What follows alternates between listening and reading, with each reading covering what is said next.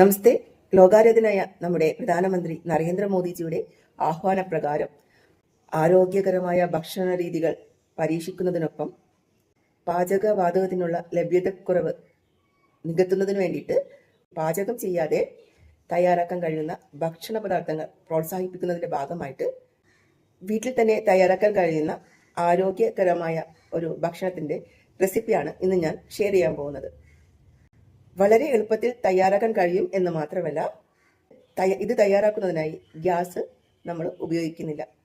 സമയത്തിനൊപ്പം പാചകവാതകവും നമുക്ക് ലാഭിക്കാം, ഒപ്പം ആരോഗ്യകരമായ ഭക്ഷണവും നമുക്ക് കഴിക്കാം. അപ്പോൾ നമുക്ക് റെസിപ്പി എന്താണെന്ന് നോക്കാം. 1/4 കപ്പ് ഓട്സ്, 1/2 കപ്പ് തൈര്, 2 ടീസ്പൂൺ ഹണി. ശേഷം ഇതെല്ലാം ചേർത്ത് മിക്സ് ചെയ്യാം. നന്നായിട്ട് എല്ലാം ചേർത്ത് മിക്സ് ചെയ്യാം. നന്നായിട്ട് മിക്സ് ചെയ്ത ശേഷം 15 മിനിറ്റ് ഇത് നമുക്ക് റെസ്റ്റ് ചെയ്യാൻ വെക്കാം. 15 മിനിറ്റിന് ശേഷം നമുക്കിത് കഴിക്കാവുന്നതാണ്. ഇത് നമുക്ക് ആവശ്യമുള്ളത്ര ക്വാണ്ടിറ്റി എടുക്കും. ഞാനിപ്പോൾ വളരെ ചെറിയൊരു ക്വാണ്ടിറ്റിയിലാണ് എടുത്തിട്ടുള്ളത്.